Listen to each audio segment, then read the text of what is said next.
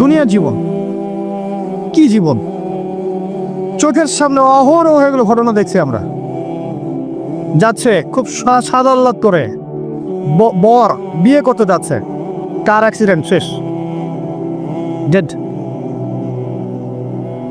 কিছু সাহাবী তো এমনও ছিলেন, বদরের যুদ্ধ করতে এসেছেন, হাতের মধ্যে কিছু খেজুর আছে, খেজুর খাচ্ছেন, খোরমা খেজুর খাচ্ছেন, তখন নবী সাল্লাল্লাহু আলাইহি ওয়াসাল্লাম দাঁড়িয়ে ভাষণ দিচ্ছেন যে ওয়াসাবিকু ইলা মাগফিরাতিম মির রাব্বিকুম ওয়া জান্নাহ। ওই যে আয়াতটা আছে, তোমরা এগিয়ে চলো তোমাদের রবের ক্ষমার দিকে এবং জান্নাতের দিকে, আরদুহা কাআরদিস সামাই ওয়াল আরদ, যার প্রশস্ততা আসমান এবং জমিনের সমান। সাহাবী খেজুর খেতে খেতে খেজুরটা ফেলে দিলেন। আরেকজন সাহাবী জিজ্ঞাসা করলেন যে খেজুরটা ফেলে দিলেন কেন? তিনি বলছেন এই খেজুরগুলো খেতে অনেক সময় লেগে যাবে। নবী সাল্লাল্লাহু আলাইহি ওয়াসাল্লাম এমন কথা বলেছেন, এটা শোনার পরে আমি আর এক সেকেন্ড নষ্ট করতে যাচ্ছি না। খেজুর ফেলে দিয়ে যুদ্ধে ঝাঁপিয়ে পড়লেন, দেন শহীদ হয়ে জান্নাতে চলে গেলেন। তারাও তো মৃত্যুর স্বাদ গ্রহণ করেছেন, তাই না? আর একজন ইহুদি ব্যক্তি উহুদের যুদ্ধের দিন সকালবেলা মুসলিম হয়েছে। ইহুদিরা তো আমাদের চিরশত্রু, আপনারা জানেন। এটা জানার জন্য ডক্টরেট করার দরকার নেই, থিসিস করার দরকার নেই। প্যালেস্টাইনের দিকে দেখেন বুঝতে পারবেন, ফিলিস্তিনকে দেখেন বুঝতে পারবেন। অ্যামনেস্টি ইন্টারন্যাশনাল বলে একটা সংস্থা আছে না, এরা পর্যন্ত দেখলাম গতকালকে রিপোর্ট দিয়েছে যে বিগত এই 50-60 বছর ধরে এরা ফিলিস্তিনদের উপর যা নির্যাতন করেছে, এটা মানবতার ইতিহাসে কখনো করা নাই। যাই হোক, একজন ইহুদি যুবক সকালবেলা উহুদের মাঠে আসছেন, এসে জিজ্ঞাসা করছেন যে আমার আগে কি করা উচিত, আগে কি আমি যুদ্ধে যাব না আমি আগে মুসলিম হব? সাহাবীরা তাকে বললেন আগে কালিমা শাহাদাত পড়, তারপরে উহুদের মাঠে আসো। সে এসেছে এই কারণে যে নবী সাল্লাল্লাহু আলাইহি ওয়াসাল্লাম মদিনায় আছেন, মদিনায় আরো ইহুদিরা আছে। ইহুদিরাই আগে বলতো শেষ জামানে একজন নবী আসবেন, যার নাম হবে আহমদ। সব মিলে গেছে, তারপরেও তারা গ্রহণ করছে না। এই ছেলে সত্য চিনতে পেরেছে, সে চলে আসছে সত্যের কাছে, এসে ইসলাম কবুল করে যুদ্ধ করলো, শহীদ হয়ে গেল। নবী সাল্লাল্লাহু আলাইহি ওয়াসাল্লাম দেখলেন তার লাশটা, দেখে বলছেন এই যুবক, এই ইহুদি যুবক এখানে কি করছে? সাহাবীরা বললেন সকালবেলা মুসলিম হয়েছে, যুদ্ধ করে শহীদ হয়ে গেছে ইয়া রাসূলুল্লাহ। নবীজি বললেন সাল্লাল্লাহু আলাইহি ওয়াসাল্লাম আমিলা কলিল উজরা কাসীর, সে অল্প আমল করলো কিন্তু বিশাল পুরস্কার পেয়ে গেল। জীবন তো তাদেরও ছিল। এটা তো সশস্ত্র যুদ্ধের কথা বাদ দেন, নরমালি সুমাইয়া রাদিয়াল্লাহু আনহা, আবু জাহেল তাকে নির্যাতন করছে, তার লজ্জাস্থানে বর্ষা ঢুকিয়ে দিয়ে, চিন্তা করতে পারেন, লজ্জাস্থানে বর্ষা নিক্ষেপ করে হত্যা করলো। সুমাইয়া রাদিয়াল্লাহু আনহা দেখতে কালো বর্ণের, চেহারা সুন্দর নয়, হয়তো বা আপনার মতো সুন্দর নয়, জান্নাতে এখন হাসছে ইনশাআল্লাহ তাআলা। তার স্বামী ইয়াসের, আবু জাহেল তাকে পিটাতে মেরে ফেললো, সে মারা গেল, শহীদ হয়ে গেল। অনেক ওলামায়ে কেরামকে, ইমাম, মুস্তাহিদ, মুহাদ্দিস দেখবেন সারাটা জীবন এত মেহনত করেছেন দ্বীনের জন্য, বিয়ে শাদী করার সময় পান নাই। এমনও আছেন ইমাম এবং মুহাদ্দিস, জীবন তো তাদেরও ছিল। শুধু সাহাবী কেন, তাবেঈদের দিকে তাকান, তাবেঈন তাকান, আমাদের 4 ইমামের দিকে তাকান। আবু হানিফা রাহিমাহুল্লাহ শেষ বয়সে জেলখানায়, কথিত আছে বিষ প্রয়োগে তাকে হত্যা করা হয়েছে। তার টাকার অভাব ছিল না, তিনি কিন্তু আমার মতো হতদরিদ্র ছিলেন না। আল্লাহ পাক তাকে সম্পদও দিয়েছিলেন, সমস্ত সম্পদ বিলিয়ে দিয়েছেন দ্বীনের জন্য।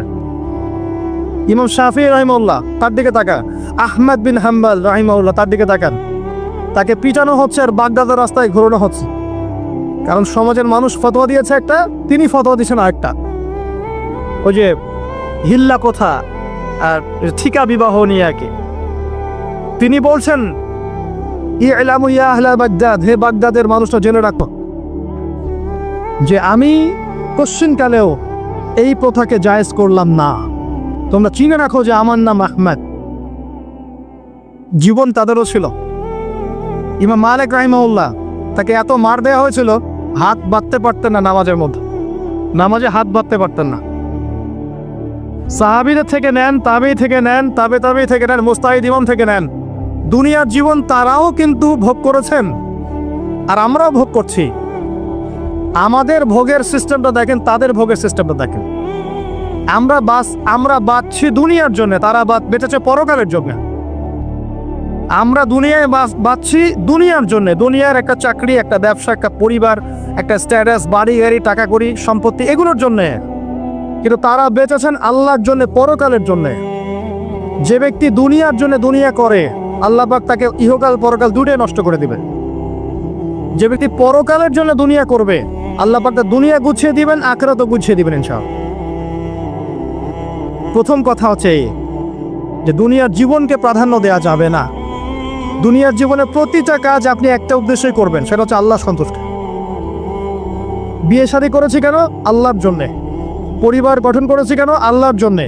সন্তান নিয়েছি কেন? আল্লাহর জন্যে। দিন শিখেছি কেন? ইলম শিখেছি কেন? আল্লাহর জন্যে। চাকরি কেন করি? আল্লাহর জন্যে। প্রতিটা কাজ ইবাদত হবে যদি আপনি মুহাম্মদ সাল্লাল্লাহু আলাইহি ওয়াসাল্লামের তরিকা মেনে চলেন। একটা বিষয় বোঝার বাকি আছে আমাদের, দুনিয়ার জীবনটা 1 সেকেন্ডের জীবন। আল্লাহ পাক সূরা হাদীদের মধ্যে বলেছেন, ই'লামু আন্নামাল হায়াতুদ দুনিয়া লা'iবুন ওয়া লাহু ওয়া জিনাতুন ওয়া তাফাখুরুন বাইনাকুম ওয়া তাকাসুরুন ফিল আমওয়ালি ওয়াল আওলাদি কামাসালি গায়যিন আ'জাবাল কুফফারা নাবাত সুম্মা ইয়াহিজু ফাতারাহু মুসফারান সুম্মা ইয়াকুনু হুতামা ওয়া ফিল আখিরাতি আযাবুন শাদীদ ওয়া মাগফিরাতুন মিনাল্লাহি ওয়া রিদওয়ান ওয়া মাল হায়াতুদ দুনিয়া ইল্লা মাতাউল গুরুর। আল্লাহ পাক বলছেন, জেনে রাখো তোমরা সবাই, এই জমিনবাসী, এই দুনিয়ার হায়াতটা খেলা। খেলা মানে কি দেখেন, ছোট্ট বাচ্চারা খেলা ছাড়া কিছু বোঝে? ওর কাছে দুনিয়া ওইটাই। দুনিয়ার প্রথম স্টেজ খেলা। বললাহ একটু বড় হবে, যখন কিশোর হবে, ওর কাছে ঠাট্টা হাসি তামাশা, ডোন্ট কেয়ার, দুনিয়াতে কোনো কিছু নেই, খাওয়া দাওয়া ফুর্তি করো, লাভ নেই। আর একটু বড় হবে, ওয়া জিনাতুন তাফাখুরুন বাইনাকুম ওয়া তাকাসুর। একটু বড় হবে, তখন বাড়ি গাড়ি, স্ট্যাটাস, সৌন্দর্য, চাকচিক্য, প্রতিযোগিতা, তাফাখুরুন বাইনাকুম ওয়া তাকাসুর। এভাবে দুনিয়ার জীবন যাচ্ছে। এই এক্সাম্পলটা আল্লাহ পাক দিয়েছেন এমনভাবে যে একটা ভূমি ছিল অনুর্বর, বৃষ্টি হলো, সেখানে সবুজ শ্যামল ফসল ফলতো। এক পর্যায়ে ফসলটা আস্তে আস্তে হলুদ বর্ণ ধারণ করলো এবং সেটাকে কেটে ফেলা হলো, তারপর শুধু খড়কুটা বাকি থাকলো। এই হলো দুনিয়ার জীবনের এক্সাম্পল। এরপর পরকালে বাকি আছে দুইটা জিনিস, হয় ক্ষমা, রিদওয়ান মাগফিরাত, ক্ষমা, অথবা আযাবুন শাদীদ। আমাদেরকে মাথায় ইনস্টল করতে হবে, দুনিয়াতে আমরা কেউ থাকতে আসি নাই। প্রথম কথা, এখানে আমরা এসেছি বড়জোর 60, 70, 100 বছরের হায়াত নিয়ে, যার মধ্যে মোটামুটিভাবে 30, 40, 50 বছর চলে গেছে, কারো 20 বছর, 25 বছর চলে গেছে, বুঝতে না বুঝতেই চলে গেছে, মানে ভালো মন্দ বোঝার আগেই শেষ। যদি তার বয়স হয় 60 বছর, তাহলে এখন বাকি আছে 30 বছর। এই ব্যক্তি যদি ঠান্ডা মাথায় রাতের বেলা চিন্তা করে, এই 30 বছর যে আমার চলে গেছে, আমার অ্যাপ্রক্সিমেটলি 30 বছর বাকি আছে। বাকি আছে বুঝলাম, যা চলে গেছে, এই চলে যাওয়া 30 বছরে আমি 10 বার জেনা করেছি, 20 বার মদ খেয়েছি, ঠিক আছে, মানুষের সম্পদ আত্মসাৎ করে খেয়েছি, পরকিয়া করেছি, চুরি করেছি, ডাকাতি করেছি, মিথ্যা বলেছি, নামাজ পড়ি নাই, রোজা রাখি নাই। আমরা প্রত্যেকে যদি আমলনামা ঘাটি আজকে রাত্রে, এরকম একটা লিস্ট আমরা তৈরি করতে পারবো। আজকে রাত্রে বাসায় ফিরে গিয়ে প্রত্যেকে যদি একটা আমলনামা ঘাটতে চাই, চোখ বন্ধ করে চিন্তা করি যে এই 30 বছর আমি কি কি করেছি, দেখবেন আপনি জেনার পাপ পাবেন, মাদকের পাপ পাবেন, অন্যের সম্পদ আত্মসাতের পাপ পাবেন, নামাজ না পড়ার পাপ পাবেন, রোজা রাখেন নাই, যাকাত দেন নাই, কোনো কোনো ক্ষেত্রে মিথ্যা বলেছেন, প্রতারণা করেছেন, মানুষের সম্পদ লুটে পুটে খেয়েছেন, অনেক কিছু করেছেন। কিন্তু আমাদের চলাফেরা দেখলে মনে হয় যে আমরা কোনো পাপ করিনি। এই জায়গায় ঠান্ডা মাথা চিন্তা করে আপনি দেখবেন পাপ দুই রকম। কয় রকম? দুই রকম। আপনি দেখবেন আল্লাহর সাথে জড়িত কিছু পাপ পাবেন, নামাজ করেন নাই, রোজা রাখেন নাই, মিথ্যা বলেছেন, ইত্যাদি ইত্যাদি। কিছু পাপ পাবেন আল্লাহর সাথে জড়িত, কিছু পাবেন মানুষের সাথে জড়িত। আল্লাহর সাথে জড়িত পাপগুলো ক্ষমা নেওয়া খুব সহজ। ওযু করে এসে 2 রাকাত নামাজ পড়ে চোখের জল ফেলে দিয়ে, চোখের পানি ফেলে দিয়ে আল্লাহর কাছে হাত তুলে খালি যদি বলে আল্লাহুম্মা আনতা রাব্বি, বলেন আল্লাহুম্মা আনতা রাব্বি লা ইলাহা ইল্লা আনতা খলাকতানি আনা আবদুক ওয়া আনা আলা আহদিক ওয়া ওয়া'দিকা মাস্তাতা'তু আউযু বিকা মিন শাররি মা সানা'তু আবুউ লাকা বিনি'মাতিকা আলাইয়া ওয়া আবুউ বিযানবি ফাগফিরলি ফাইন্নাহু লা ইয়াগফিরু যুনুবা ইল্লা আনত। এটা না পারেন অ্যাটলিস্ট আস্তাগফিরুল্লাহাল্লাযী লা ইলাহা ইল্লা হুয়াল হাইয়ুল কাইয়ুম 3 বার চোখের পানি ফেলে দেন, আল্লাহর কাছে ওয়াদা করেন আল্লাহ যা করেছি ছেড়ে দিব, আগামী যতদিন বেঁচে থাকবো কোরআন এবং সুন্নাহর বাইরে এক চুল যাব না ইনশাআল্লাহ। এবং আগামী দিনগুলোতে আল্লাহ পাক তোমার আদেশ যখন যেভাবে আসবে আমি পালন করবো ইনশাআল্লাহ।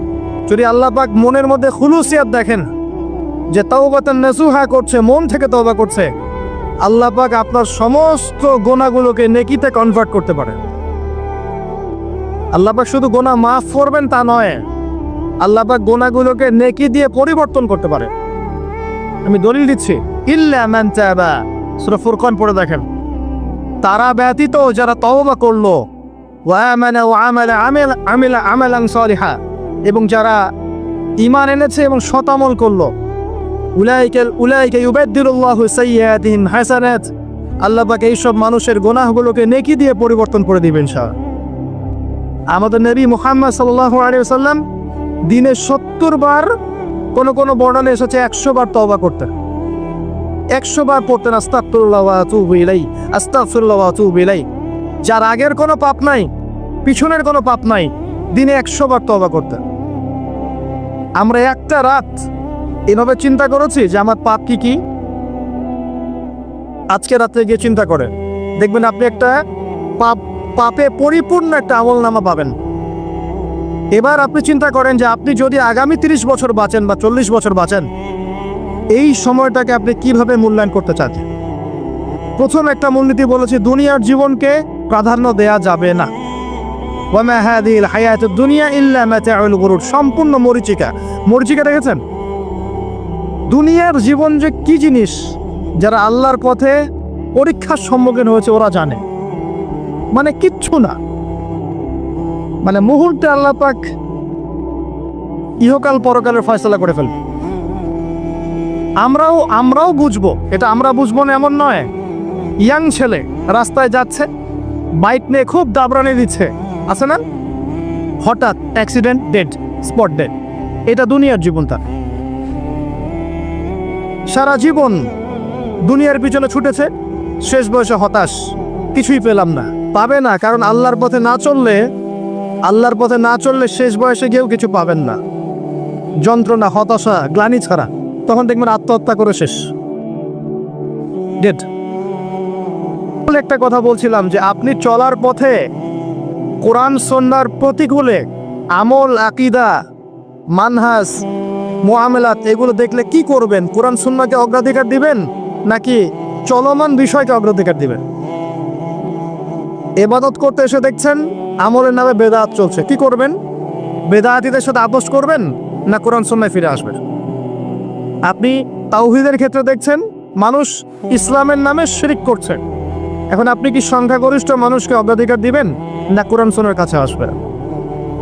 অর্থনৈতিক জীবনে গিয়ে দেখছেন মানুষ বেশিরভাগই হারাম রিজিক খাচ্ছে। এখন আমি যদি বলি যে দুনিয়ার জীবনে টিকে থাকতে হলে আমাকে এগুলোতে গায়ে আপোষ করে চলতেই হচ্ছে, তাহলে কিন্তু কোশ্চিনকালেও কোরআন সুন্নাহকে প্রাধান্য দেয়া হলো না। তখন আপনি কি করবেন? পরিবার চালাতে গিয়ে দেখছেন যে পরিবারের বেশিরভাগ লোক আপনার কথা শোনে না।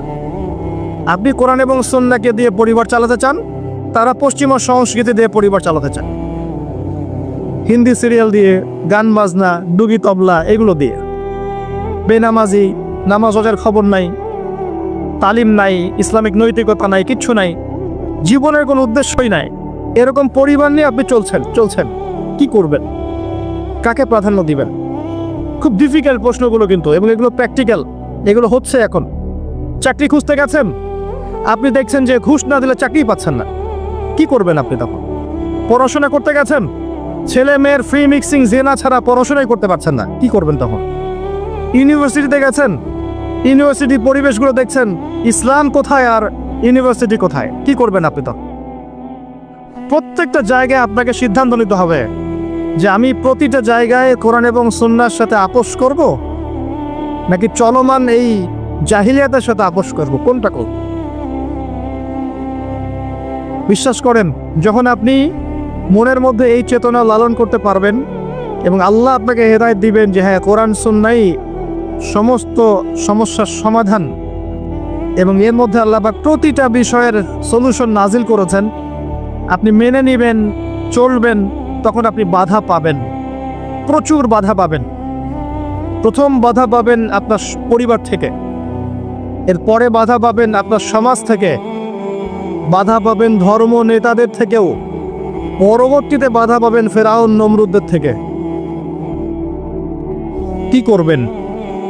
ডিসিশনগুলো খুব ইম্পর্টেন্ট, কারণ মনে রাখবেন কবরে 3টা প্রশ্ন হবে। মান রব্বুক, সেই উত্তর দিতে পারবে যে পৃথিবীতে আল্লাহর সাথে শিরক করে নাই। সিম্পল, যে তাওহীদের উপর ছিল, শিরক করেনি, উত্তর দিতে পারবে ইনশাআল্লাহ রব্বি আল্লাহ। পৃথিবীতে যে আল্লাহর সাথে শিরক করেছে সে কোশ্চিনকালে উত্তর দিতে পারবে। শিরক করে মারা গেছে, তওবা করে নাই, উত্তর দিতে পারবে না ইনশাআল্লাহ। মা দীনুক, পৃথিবীতে যে দিন ইসলামকে চূড়ান্ত সত্যরূপে মেনে নেয়নি, পরিপূর্ণ দিন পালন করার চেষ্টা করে নাই, কোশ্চিনকালেও মা দীনুক উত্তর দিতে পারবে না। ইসলামকে ঠাট্টা বিদ্রুপের ছলে হাসি তামাশা গ্রহণ করেছে, সে কখন উত্তর দিতে পারবে না। মান নবিয়ুক, পৃথিবীতে যে ব্যক্তি নবী সাল্লাল্লাহু আলাইহি ওয়াসাল্লামের সুন্নাহ মেনে চলেনি, জীবনে চলার পথে নবীর সুন্নাহকে পরোয়া করে নাই, অন্যের আদর্শ গ্রহণ করেছে, সে কোশ্চিনকালেও মান নবিয়ুক উত্তর দিতে পারবে না। কারা পারবে তাহলে?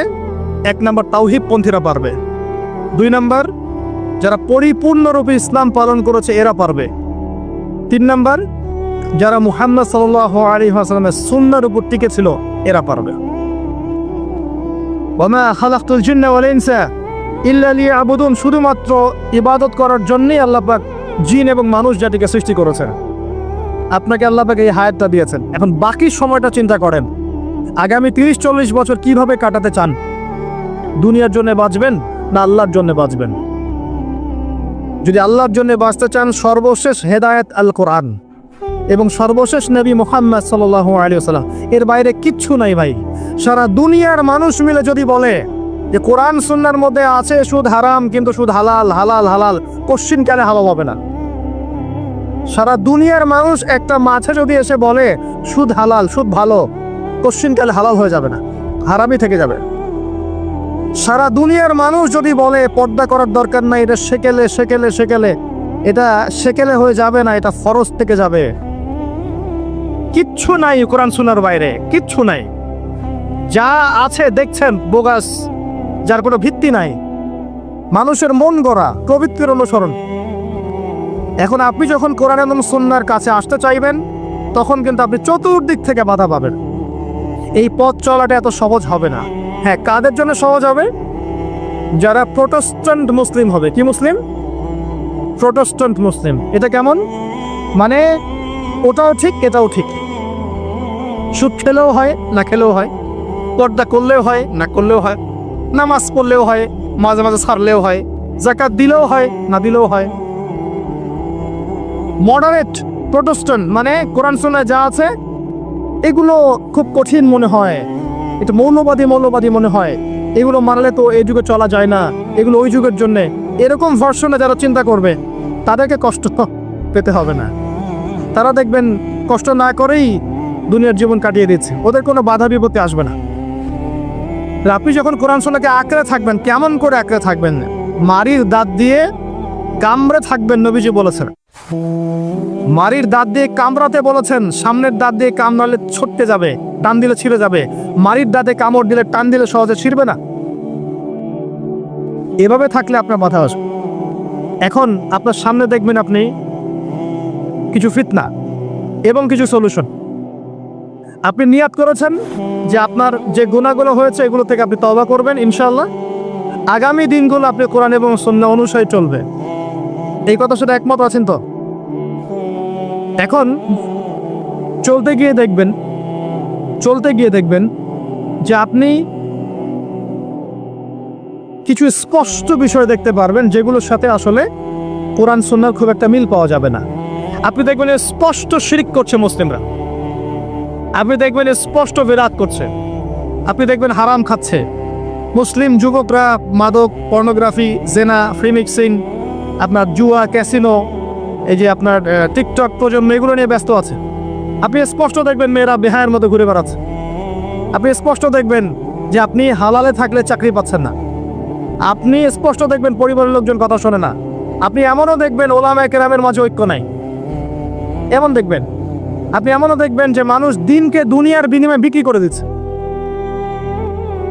আর এমন দেখবেন যারা আপনার উপরে আছে তারা দিন সম্পর্কে তেমন কোনো জ্ঞান রাখে না। এমন জটিল পরিস্থিতিতে আপনি কি করবেন তখন? এরপরে আপনি যখন বিশ্বের দিকে তাকাবেন তখন দেখবেন বিশ্বের সমস্ত পরাশক্তিরা ঐক্যবদ্ধ ইসলামের বিরুদ্ধে। বিশ্বের সমস্ত বড় বড় পরাশক্তিরা ঐক্যবদ্ধ ইসলামের বিরুদ্ধে। দেখবেন আপনি ইসলামের কোনো খিলাফা নাই, দেখবেন কোনো ইমাম নাই, কোনো আমির নাই, কোনো জামা নাই। দেখবেন আপনি সেই রকম সলফে সালেহিনের যুগের মতো সৌর্যবীর্য, ব্যক্তিত্ব, গায়রত কিছু নেই। মনে হবে যেন আমরা দাসত্বের শৃঙ্খলা আবদ্ধ হয়ে গেছে। তখন আপনি কষ্ট পাবেন মনে মনে।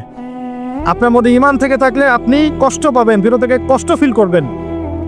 যদি প্যারালাইজড রোগী হয়ে থাকেন তাহলে কষ্ট ফিল করবেন না। চেতনা থাকে দিনের, কষ্ট ফিল করবেন। তখন আপনার স্ট্রাগল শুরু হবে। তখন আল্লাহ যদি আপনাকে বুঝ দেন, আল্লাহ দেখবেন আপনি কি করেন। আপনার মেধা দিয়ে আল্লাহ আপনি কি করেন, আপনার অর্থ দিয়ে আপনি কি করেন, আপনার হায়াতটা দিয়ে আপনি কি করেন, আপনার এই যে জনবল দিয়ে আপনি কি করেন, আল্লাহ আপনাকে যা দিয়েছেন তা দিয়ে আপনি দিনের জন্য কি করছেন, আল্লাহ পাক তখন দেখবেন। এই জায়গায় আমি আপনাকে কিছু সলিউশন বলছি। এটা শুধু আপনাকে বলছি তা নয়, আমি নিজেও এটা ফিল করি, লালন করি। আর আমি এমন কিছু বলবো না যা আমি নিজে আপনার জন্য পছন্দ করি না। যেটা আমি নিজের জন্য পছন্দ করি সেটাই আপনাকে বলবো। প্রথম কথা, এখানে আপনাকে গাইডেন্স দিবে আল কোরআন। এরকম সিচুয়েশনে আপনাকে পথ দেখাবে অনলি আল কোরআন, এরপর নবী সাল্লাল্লাহু আলাইহি ওয়াসাল্লামের হাদিস। এখানে আপনার দায়িত্ব আসবে প্রথমত কোরআন পড়া শিখতে হবে। প্রথম কাজটা কি ভাই? কোরআন পড়া শিখতে হবে, তেলাওয়াত শিখতেই হবে, নিয়মিত তেলাওয়াত করতে হবে। একটা দিন যাবেন আপনার জীবনে যে কোরআন তেলাওয়াত আপনি করেন না, ইনশাআল্লাহ। বেশি থেকে বেশি করবেন, বেশি থেকে বেশি। আমার পরামর্শ হচ্ছে দিনে এক পারা করে করার চেষ্টা করুন। এরপর দায়িত্ব চলে আসবে আপনার কোরআন বোঝা। আপনি কিছু অংশ মুখস্থ করবেন, হিফজ করবেন, অর্থটা বোঝার চেষ্টা করবেন, কোরআনের ভাষাটা শেখার চেষ্টা করবেন। এর সব কিছু আপনি বুঝতে পারবেন না, তখন কি করবেন? আলেম ওলামার কাছে যাবেন, তাদের সোহবতে গিয়ে পড়ে থাকবেন। যে বিষয়টা বুঝতে পারছেন না জিজ্ঞাসা করে জেনে নেবেন। ফাসআলু আহলা যিকরি ইন কুনতুম লা তা'লামুন। এরপর কোরআনের আদেশ নিষেধগুলো আপনি মেনে চলবেন, নিজের পরিবারে এবং নিজের অধীনস্থদের মধ্যে। এরপরে আপনি থেমে যাবেন না। কোরআনের দাওয়াত আপনি যতটুকু জানেন এটা মানুষের কাছে প্রচার করবেন। মাদ্রাসা করবেন, মসজিদ আবাদ করবেন, মক্তব চালু করবেন, কোরআনের একটা রেভলিউশন ক্রিয়েট করবেন ইনশাআল্লাহ। কোরআনের জন্য আপনার জান, মাল, অর্থ বিলিয়ে দিবেন।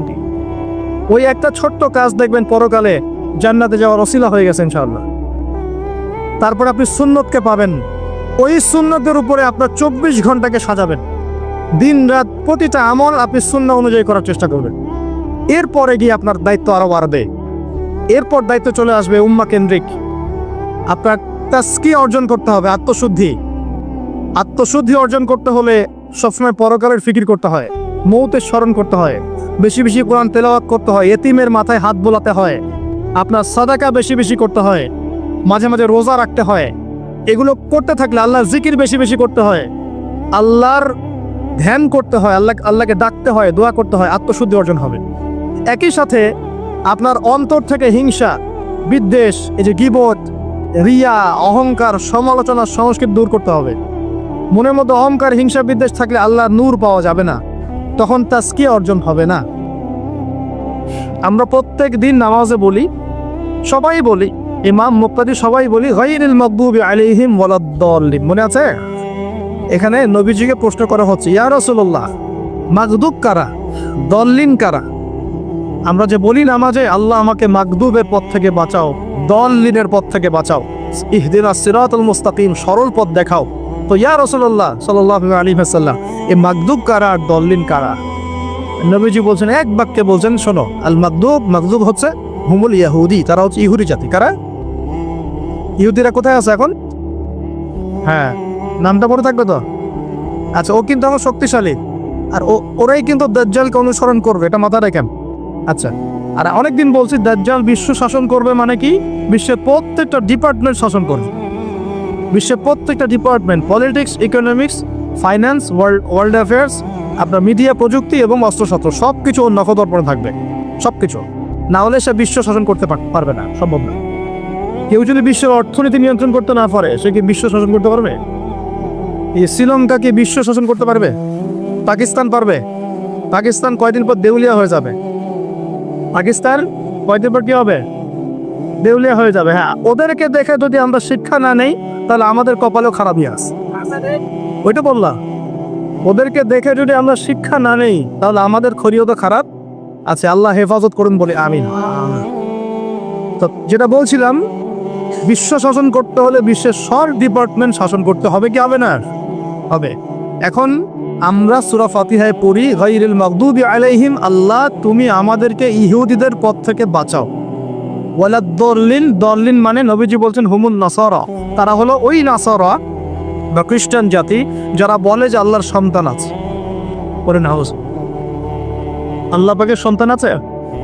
আমরা কি বলি? লাম ইয়ালিদ, তিনি কাউকে জন্ম দেননি, কারো কাছ থেকে জন্ম। কিন্তু এই যে 200-300 কোটি খ্রিস্টান বলছে যে আল্লাহর সন্তান আছে, না বুঝবি। এই জন্য ওরা দল্লিন, পথভ্রষ্ট। দল্লিন মানে কি? পথভ্রষ্ট। তো নবীজি স্পষ্ট বলছেন যে গায়রিল মাগদুবি আলাইহিম ওয়ালাদ দল্লিন। এখানে মাগদুব আর দল্লিন মানে হচ্ছে, মাগদুব হলো ইহুদিরা গজবপ্রাপ্ত, আর দল্লিন হচ্ছে নাসারা বা খ্রিস্টান। এখন আপনার সাথে আমার কথা, আপনাদের সাথে আমার কথা, আমাদের পলিটিক্স থেকে শুরু করে বাথরুমের কমোড পর্যন্ত, ঠিক আছে, আইন কানুন থেকে শুরু করে আমাদের চেহারা সুরত পর্যন্ত, আমাদের পোশাক পরিচ্ছদ থেকে শুরু করে অর্থনীতি, পরিবার, সবকিছু, এই সব কিছু ওই দুই জাতির অনুসরণে গড়ে উঠেছে। এটাই সবচেয়ে বড় আফসোসের কথা, আমাদের সবচেয়ে বড় আফসোস। বাথরুমটাও নিজের মতো করতে পারলাম না, ঠিক আছে। এই যে দেখবেন কমোডে কি বাম পায়ে ভর দিয়ে বসে যাবে? আচ্ছা, ওইখানে কাপড় কি পবিত্র রাখা যাবে? কিভাবে ইউজ করে আমি এখনো বুঝি না, কেমন করে ইউজ করে, ঠিক আছে। আরো নতুন পদ্ধতি আসছে, এটা শুনলে আরো হাসবে। বিভিন্ন জায়গায় যাওয়া হয়, আলহামদুলিল্লাহ। আল্লাহ বলেছেন সিরু ফিল আরদ, জমিনে বিচরণ করো। আল্লাহ বলেছেন কোরআনে সিরু ফিল আরদ, তোমরা জমিনে ঘুরে দেখো। ফানজুর কাইফা কানা আতিবাতুল মুকাদ্দিবিন, দেখো যে আল্লাহকে যারা মিথ্যা প্রতিপন্ন করেছে, আল্লাহর সাথে সীমালঙ্ঘন করছে, ওদের কি পরিণত হয়েছে। দেখলাম যে এখন ইংলিশ টয়লেটও গায়ে এখন দিয়ে রাখছে কিছু কিছু বাটি। কি দিয়ে রাখছে? ছোট ছোট টুকরা দিয়ে আছে প্লাস্টিকের, এবং হ্যাঁ সিনামেক্সের মনে হয়। ওইখানে দাঁড়ায় দাঁড়াই করতে হবে, 1 নাম্বার করলে দাঁড়ায় দাঁড়াই করতে হবে, এবং সবগুলো একই মাপের দেওয়া আছে। এখন যদি ব্যক্তির কারো হাইট হয় 6 ফিট, কারো 5 ফিট, কারো 4 ফিট, কারো 2 ফিট, 3 ফিট, এই পার্থক্য কিভাবে সে মেকআপ করবে আল্লাহ ভালো জানে। এটা কেমন করে ম্যাচ করবে আল্লাহ ভালো জানে। কাউকে টুলের উপর দাঁড়ায় করতে হবে, কাউকে নিচু হয়ে করতে হবে, মানে মাপ তো একই। আরও যে কি কি দেখতে হবে আল্লাহ ভালো জানে। তো প্রিয় ভাইরা, বাথরুম করতে গিয়ে যদি নবীর সুন্নাহ মতো করেন, এখান থেকে কথাগুলো আসছে। যদি বাম পা দিয়ে ঢোকেন, বাম পায়ে ভর দিয়ে বসেন, দেখবেন ইস্তেঞ্জা করেও শান্তি পাচ্ছেন। নবীর প্রতিটা সুন্নত বৈজ্ঞানিক, যে সুন্নত আপনি পালন করবেন, আপনি বৈজ্ঞানিক উপকারিতাও পাবেন ইনশাআল্লাহ। এই একটু আগে এক ভাই বলছিল, আপনি তো খানি না হুজুর, 1 চামচ কি 1.5 চামচ ভাত খাচ্ছেন, খানি না। তাই আমি বললাম যে আমি কম খাওয়া হুজুর, কারণ নবী সাল্লাল্লাহু আলাইহি ওয়াসাল্লাম কি শিখিয়েছেন? তিনি বলেছেন আমরা যা খাই না, তিনি নবী হওয়ার পরে মনে হয় সেটাও খেতে পারেন নাই। বিশ্বাস করছেন না? এরকম 3-3টা মাসের চাঁদ চলে যেত, নবী সাল্লাল্লাহু আলাইহি ওয়াসাল্লামের বাসায় চুলাও জ্বলে নাই। আর আমাদের তো একবেলা যদি না খাই, তাহলে আল্লাহর উপর কত শেকায়াত, কত অভিযোগ, তাই না ভাই? আচ্ছা, তারপরে তিনি বলছেন একজন ব্যক্তির এতটুকু খাওয়াই যথেষ্ট যে কোমর, মেরুদণ্ডটা সোজা করতে পারে, আল্লাহর ইবাদত করতে পারে। আর যদি তোমাদের খেতেই হয়, তাহলে পেটটাকে 3 ভাগ করে খাবে। কয় ভাগ? 1 ভাগ খাবার রাখবে, 1 ভাগ পানি খাবে, আর 1 ভাগ এই শ্বাস প্রশ্বাস চলাচলের জন্য ফাঁকা রাখবে। কয়জন এর উপর আমল করে দেখাতে পারে? কতজন মানুষ আছে? আর যারা একদম গোগ্রাসে খায়, এদের ব্যাপারে কোরআনে এবং হাদিসে কিন্তু মারাত্মক কথা আছে। আল্লাহর নবী সাল্লাল্লাহু আলাইহি ওয়াসাল্লাম বলেছেন যে তোমরা খুব বেশি ঢেকুর তোলো না। কি করো না? একজন সাহাবী খুব ঢেকুর উঠাত, সাহাবী না আসলে, উনি পাশ দিয়ে যাচ্ছিলেন, খাবার দাবার খেয়ে পাশ দিয়ে যাচ্ছিলেন। নবীজি তার ঢেকুর তোলা দেখে বলছেন যে তোমরা বেশি ঢেকুর তুলবে না, কারণ দুনিয়াতে যে ব্যক্তি বেশি পেট পুরে খাবে কাল কিয়ামতের মাঠে সে সবচেয়ে বেশি ক্ষুধার্ত থাকবে। বলেন না খাবেন আপনার নিজের পেটটাকে 3 ভাগ করবেন, 1 ভাগ খাবার, 1 ভাগ কি পানি, আর 1 ভাগ শ্বাস প্রশ্বাসের জন্য থাকা। আর এই ব্যাপারে একটা কথা বলে দেই, শেষ জামানায় কিন্তু খাবারগুলো সব করাপ্টেড হয়ে যাবে। কি হবে? খাবার ভেজাল হবে, ভেজাল।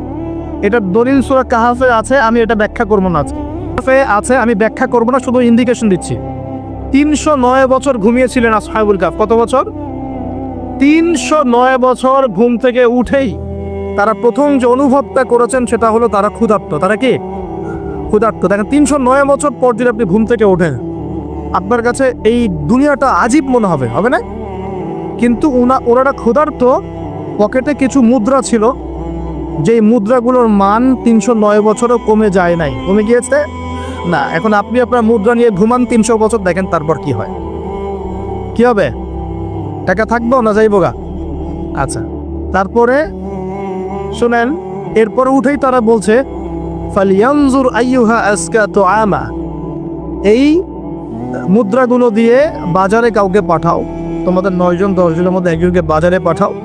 ফালিয়ানজুর, সে যেন বাজারে গিয়ে দেখে আইয়ুহা আজকা তুআমা, কোন খাবারটা পবিত্র খাবার, ফ্রেশ খাবার। ঘুম থেকে উঠেও ফ্রেশ খাবারের দিকে তাদের নজর কেন? আর এই সূরা আপনাকে দাজ্জালের ফিতনা থেকে বাঁচাবে কেন? আর দাজ্জালের যুগেই বা সব, দাজ্জালের শাসনের যুগে সব খাবারগুলো আস্তে আস্তে ম্যানুফ্যাকচার্ড এবং ভেজাল হচ্ছে কেন? এগুলোর মধ্যে মিল আছে না? তার মানে যত জামানা শেষের দিকে যেটা থাকবে, খাবারের ভেজাল তত বাড়তে থাকবে। এই সময় আপনাকে অবশ্যই ফ্রেশ খাবার খুঁজে খুঁজে বের করতে হবে। খাবার আগে মানুষ খেত, খাবারের মধ্যেই চিকিৎসা ছিল, তাই না? রোগের আরোগ্য ছিল। এখন সেই খাবার খেয়ে মানুষ অসুস্থ হয়ে যাচ্ছে। বুঝতে পারছেন না? খাবারের মধ্যে থাকে উপাদান, ভালো উপাদান, যে উপাদানগুলো পেটের ভিতরে গেলে, শরীরে গেলে শরীরটা সুস্থ হয়। এখন সেই খাবার খেয়েই মানুষ অসুস্থ হয়ে যাচ্ছে। এটা কোন হাদিসের সাথে মিলে জানেন? আনতালিদাল আমাতু রাব্বাতুহা, দাসী তার মনিবকে জন্ম দিবে। দাসী মনিবকে জন্ম দিবে মানে হচ্ছে সমাজের ন্যায় অন্যায়, হক বাতিল, সত্য মিথ্যার মানদণ্ড উল্টে যাবে। যেটা ভালো সেটা হয়ে যাচ্ছে খারাপ, খারাপটা হচ্ছে ভালো। সমাজের সত্যবাদী ব্যক্তি হয়ে যাচ্ছে মিথ্যাবাদী, মিথ্যাবাদীকে মানুষ সত্যবাদী বলা শুরু করছে। আমানতদার ব্যক্তি হয়ে যাচ্ছে খেয়ানতকারী, খেয়ানতকার ব্যক্তিগুলো আমানতদার হয়ে যাচ্ছে। সমাজের সবচেয়ে ভালো মানুষকে মানুষ খারাপ বলছে, সবচেয়ে খারাপ মানুষকে খুব ভালো বলছে। উল্টে যাচ্ছে, খেয়াল করে দেখেন, উল্টে যাচ্ছে। বাবা এখন বাবার হাতে ছেলে মায়ের খাচ্ছে, ছেলের হাতে মা মায়ের খাচ্ছে, এরকম হচ্ছে না? যাকে একটা দায়িত্ব দিয়ে রাখবেন, এবং তোমার উপর আমি বিশ্বাস করলাম, দায়িত্ব দিলাম, সে আপনার বিশ্বাস ভঙ্গ করে রেখে দিচ্ছে। এ হচ্ছে না? বিশ্বাস উড়ে যাচ্ছে, প্রতারণা বাড়ছে। মানে কি? মানুষ আল্লাহ পাকের হালালগুলোকে হারাম করে নিচ্ছে, হারামগুলো হালাল করে নিচ্ছে। বুঝতে পারছেন না মনে হয়? হালালগুলোকে মানুষ আস্তে আস্তে হারাম করতেছে, হারামগুলোকে আস্তে আস্তে হালাল করতেছে। এটা হচ্ছে না? হচ্ছে। খুব খেয়াল করে, এখানে খাবার খেয়ে আপনার উপকার পাওয়ার কথা, খাবার খেয়ে আপনার অসুস্থ হয়ে যাচ্ছে। উল্টা হচ্ছে, উল্টা চলতেছে দুনিয়া। দুনিয়া কি চলছে? উল্টা। ছেলে পড়ছে মেয়ের পোশাক, মেয়ে পড়ছে ছেলের পোশাক।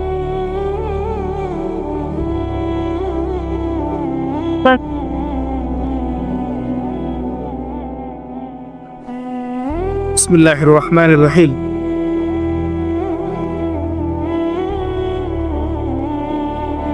আল্লাহ পাকের শুকরিয়া আদায় করি, বলি আলহামদুলিল্লাহ। নবী সাল্লাল্লাহু আলাইহি ওয়াসাল্লামের প্রতি দরুদ পেশ করি, বলে আল্লাহুম্মা সাল্লি আলা মুহাম্মদ, আল্লাহুম্মা বারিক আলা মুহাম্মদ। সম্মানিত উপস্থিতি, যে কথা বলছিলাম, পরিবেশটা একটু রক্ষা করেন। আমরা খুব লম্বা করব না, গুছাই শেষ করছি ইনশাআল্লাহ। বসেন। আমরা যে পয়েন্টটা ছিলাম সেটা হলো যে আমরা যদি আমাদের জীবনের প্রতিটা কাজ 2টা শর্ত মেনে চলি, তাহলে প্রতিটা কাজ কি হবে বলেন? ইবাদত হবে। কি হবে? ইবাদত। শর্ত নাম্বার 1, প্রত্যেকটা কাজ করতে হবে আল্লাহর সন্তুষ্টির জন্য। কার সন্তুষ্টির জন্য? আর 2 নাম্বার, প্রত্যেকটা কাজ করতে হবে একজন ব্যক্তির আদর্শে। তার নাম কি? মুহাম্মদুর রাসূলুল্লাহ সাল্লাল্লাহু আলাইহি ওয়াসাল্লাম। এখন সব কাজ বলতে কি শুধু নামাজ, রোজা, হজ, যাকাত, না জীবনের সব কাজ? এই একটা জিনিস যদি বুঝতে পারি, আমাদের আজকের ওয়াজ সফলের জল। আমরা আমাদের জীবনের প্রতিটা কাজ আমাদের প্রিয় নবী মুহাম্মদ রাসূলুল্লাহ সাল্লাল্লাহু আলাইহি ওয়াসাল্লামের তরিকা মতো করবো ইনশাআল্লাহ। রাজি আছেন ইনশাআল্লাহ? তাহলে এখন বলেন, 5 ওয়াক্ত নামাজ নবীর তরিকায় পড়া যাবে তো ইনশাআল্লাহ? নবীর তরিকায় নামাজ মানে ধীর স্থির ভাবে নামাজ। আমি এই তর্কে যাব না, হাত বাঁধবেন কোথায়, ঠিক আছে? ওই তর্ক সবাই করে না, ওই তর্ক সবাই করে না। এই মাসআলাগুলোকে নিয়ে যারা মুফতি আছেন তারা কথা বলেন, আমি মুফতি নই, অতএব এই মাসআলাগুলোকে নিয়ে আমি আপনাদের সাথে কোনো কথা বলছি না। আমি বলছি আপনাদেরকে, নামাজ প্রতিষ্ঠা করা, কায়েম করার মানে হচ্ছে নামাজটা হতে হবে নবীর মতো খুশু খুজুতে। খুশু খুজু কি জিনিস? নামাজটা ধীর স্থিরভাবে হবে। নামাজে কি পড়ছি সেটা বোঝার চেষ্টা করতে হবে, নামাজে কি বলছি আল্লাহর সাথে সেটা বোঝার চেষ্টা করতে হবে। নামাজে রুকুর অর্থ কি, তাসবিহ কি, সেজদায় আমি কি পড়ি, 2 সেজদার মাঝখানে দোয়ার অর্থ কি, তাশাহুদ দোয়া মাসুরের অর্থ কি, নামাজের সেজদায় আমি বেশি বেশি দোয়া করতে পারছি কিনা, নামাজ পড়েও আমি গুনাহ থেকে বেঁচে থাকতে পারছি কিনা, এই বিষয়গুলো বেশি ইম্পর্টেন্ট। আমি কি বুঝাতে পারছি? নামাজ ধীর স্থিরভাবে, রিল্যাক্সে, তাড়াহুড়ো নাই, বুঝে বুঝে পড়ার চেষ্টা করবে। আল্লাহ পাক তৌফিক দান। যারা নামাজ হরি ছেড়ে দেই তাদের জন্য একটা হাদিস। নবী সাল্লাল্লাহু আলাইহি ওয়াসাল্লাম বলেছেন, মান তারাকা সালাতান মুতাআম্মিদান ফাকাদ কাফা। মনে রাখবেন, নবীজি বলেছেন, কেউ যদি তার উপরে অর্পিত ফরজ নামাজ ছেড়ে দেয়, নামাজ পড়াকে জরুরি মনে করে না, ফাকাদ কাফারা, সে ব্যক্তি কুফরি করলো। বল নাউজুবিল্লাহ।